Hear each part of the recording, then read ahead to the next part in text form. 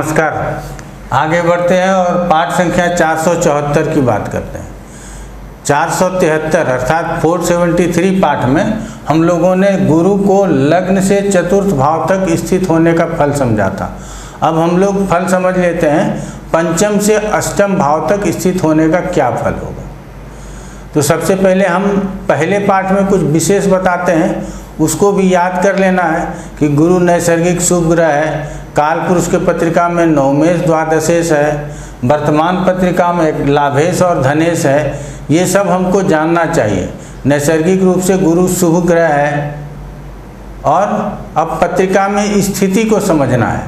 तो स्थिति देखेंगे कि पंचम में है, तो इस स्थान से कहाँ है, लग्न से कहाँ है, दूसरे स्थान से कहाँ है, इन सभी बातों को यदि ध्यान में रखा जाए तो हम यदि किसी ग्रहों के विषय में बताएंगे तो हमसे गलती होने की संभावना कम होगी। चलिए इसको समझते हैं। उसके पहले एक सूचना दे देते हैं कि सितंबर में एडवांस प्रिडिक्टिव एस्ट्रोलॉजी का कोर्स प्रारंभ हो रहा है। जिन लोगों को भी नामांकन लेना हो वो नामांकन ले सकते हैं। हम कह सकते हैं कि रजिस्ट्रेशन प्रारंभ हो चुका है, कई लोगों ने नामांकन ले भी लिया है। अगर आप भी चाहते हैं तो आप भी आकर के नामांकन करा सकते हैं। टेलीफोन के माध्यम से, ये जूम के माध्यम से क्लास होता है, ऑनलाइन क्लास होता है, इसीलिए आप लोगों को कहीं जाने आने की भी ज़रूरत नहीं होगी। आप अपने घर में बैठ करके आराम से हमारे द्वारा पढ़ाए गए विषयों को पढ़ सकेंगे। चलिए अब गुरु पंचम में है, तो ये त्रिकोण का स्थान है और ये ऐसा स्थान है जहाँ से हम हायर एजुकेशन की बात करते हैं, उच्च शिक्षा की बात करते हैं, पूर्वार्जित कर्मों की बात करते हैं। तो हमारे पूर्वार्जित कर्म अच्छे होंगे यदि गुरु हमारा पंचम में स्थित होगा। गुरु पंचम का कारक भी है, तो क्या यहाँ ये कहा जाए कारक भाव नाश आए, तो ऐसे शब्दों को न कहते हुए भावार्थ रत्नाकर में लिखा गया है कि कारक यदि भाव में बैठा हो तो उस भाव का कम फल करता है, पूर्ण फल नहीं करता। लेकिन यहाँ यदि अकेला गुरु हो तो ऐसा देखा जाता है, लेकिन यदि गुरु के साथ अन्य कोई भी ग्रह हो तो वो फिर कम फल नहीं करता, फिर पूर्ण फल ही अपना करता है। फिर अपने संगति के अनुसार, अपना जो गुण स्वरूप है उस प्रकृति के अनुसार जितना फल करना चाहते हैं उतना फल करते हैं। अब गुरु यहाँ बैठेगा तो गुरु की दृष्टियाँ 3 हैं, 5वीं, 7वीं और 9वीं। उन तीनों स्थानों को अपने दृष्टि से शुभता प्रदान करेंगे। तो भाग्य स्थान को सबसे पहले देख रहे हैं, तो भाग्य अनुकूल हो जाएगा। ऐसे में जातक आपको भाग्य का साथ मिलेगा। ऐसे स्थिति में कहा जाता है कि अन्य ग्रह यदि अनुकूल स्थिति में हो तो ऐसे जातक हम कह सकते हैं कि IAS IPS हो सकते हैं। क्यों हो सकते हैं? क्योंकि गुरु की दृष्टि भाग्य स्थान के ऊपर है तो भाग्यवान होगा। अर्थात इंटरव्यू में जो छट जाता है, जो 1 नंबर से रह जाता है, वो समस्या इनके साथ नहीं होगी।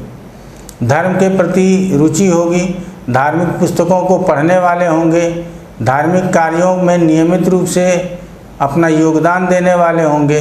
तो ये हम कहेंगे पिता के प्रति मन के अंदर बड़ा सम्मान होगा और पिता भी प्रतिष्ठित व्यक्ति होंगे, क्योंकि 9वें स्थान के ऊपर गुरु की दृष्टि है।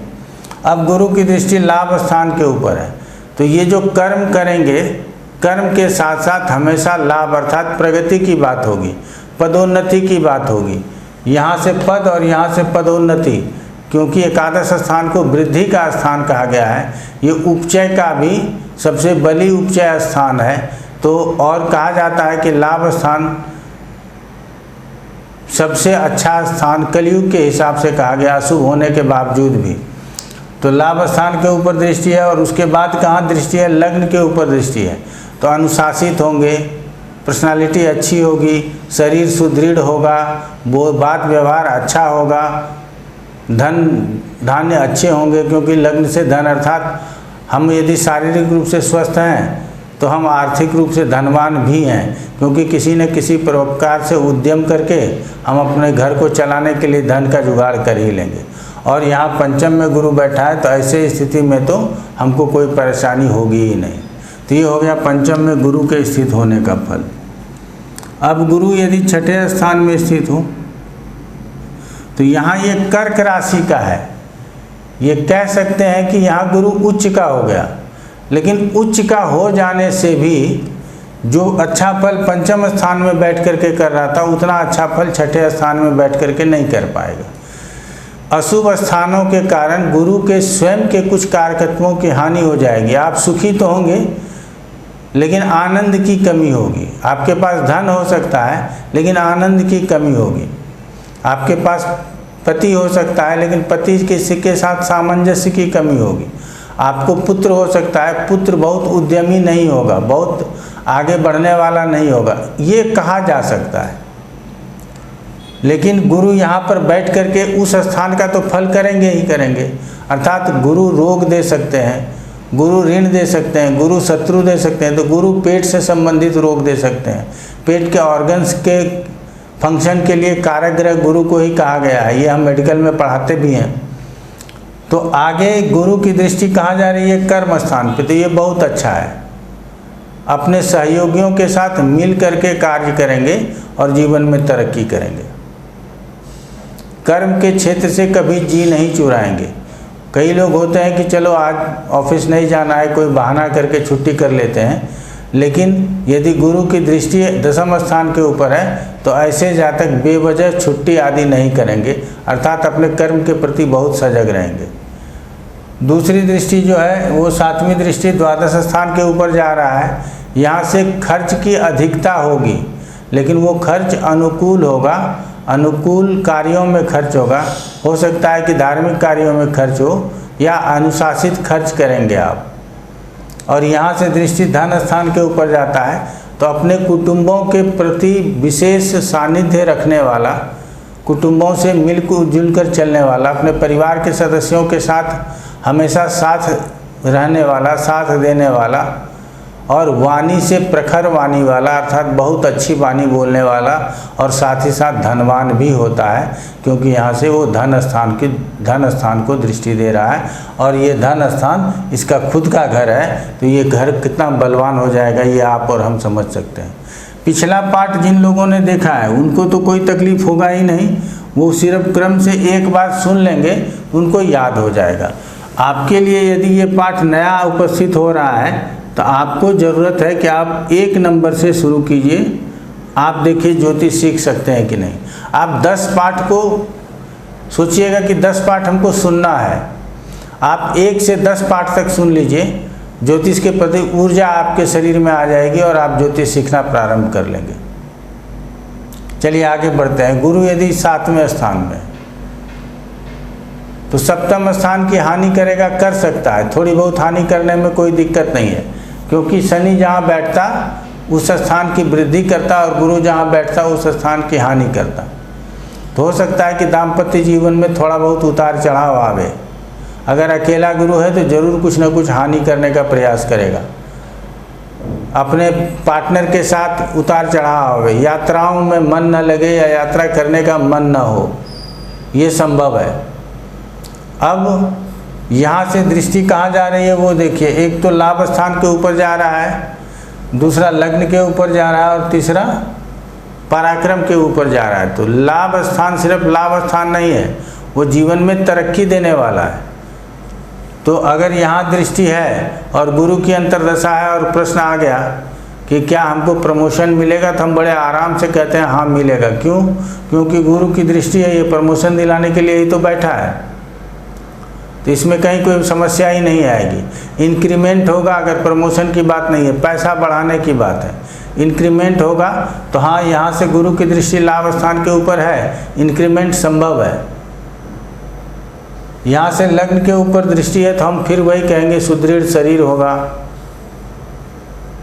धनवान होंगे, आचार विचार से अच्छे होंगे, अनुशासित होंगे, ये सारा गुण इनके अंदर विद्यमान होगा। और यहाँ से जब पराक्रम स्थान को देख रहे हैं तो छोटे भाई, अनुयायी, नौकर चाकर सबका सुख मिलेगा। खेल कूद में रुचि होगी, कला के क्षेत्र में हो सकता है कि अपना कोई योगदान देना चाहे, किसी न किसी रूप में कला के क्षेत्र में हो या कला के क्षेत्र को पसंद करते हो, उसके प्रति बहुत रुचि रखते हो या खेल कूद के प्रति बहुत रुचि रखते हो, ऐसा हम कह सकते हैं। गुरु यदि तीसरे स्थान को दृष्टि दे रहा है तो इनके छोटे भाई बहनों की बड़ी तरक्की होती है। गुरु यदि तीसरे स्थान के ऊपर दृष्टि दे तो छोटे भाई बहनों की भी तरक्की संभव है। तो ऐसे छोटे भाई बहनों की तरक्की भी यहाँ संभव है। अब आगे बढ़ लेते हैं।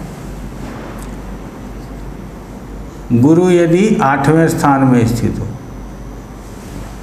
हम हमेशा कहते हैं 8वां और 12वां स्थान किसी भी ग्रह के स्थिति के लिए अच्छा नहीं है, क्योंकि कोई भी वहाँ जाता है तो कई लोग गड्ढा भी बोलते हैं इसको, छिद्र होल छिद्र स्थान तो बोला ही जाता है, ठीक है, रंध्र स्थान भी बोला जाता है। और ये स्थान पत्रिका में सभी स्थानों में सबसे अधिक दुख स्थान है, यह अच्छा स्थान नहीं है। क्यों? क्योंकि ये लग्न से भी 8वां है और भाग्य स्थान से 12वां है। तो ऐसे स्थानों के प्रति सजगता से हमको कोई भी चीज़ कहना चाहिए। तो गुरु यहाँ आ गया तो क्या आयु की हानि करेगा? हम कह सकते हैं कि गुरु जहाँ बैठता वहाँ थोड़ी बहुत नुकसान करता है तो हानि कर सकता है, लेकिन यहाँ गुरु है कहाँ का स्वामी ये देखना पड़ेगा। ये गुरु वृद्धि स्थान का स्वामी है, तो जहाँ वृद्धि स्थान एकादश स्थान का स्वामी जहाँ जाएगा उसकी वृद्धि करेगा, तो यहाँ पे क्या करेगा? आयु की वृद्धि कर देगा। ठीक उसी तरह चोट चपेट की भी वृद्धि कर सकता है। इसीलिए गुरु की दशा अंतर प्रत्यंतर दशाओं में ध्यान देने की ज़रूरत है, सावधानी से वाहन आदि चलाने की ज़रूरत है। हम जल्दी भाग दौड़ करके कोई काम न करें, स्थिरतापूर्वक काम करने की ज़रूरत है, नहीं तो चोट चपेट आदि की लगने की भी संभावना हो सकती है।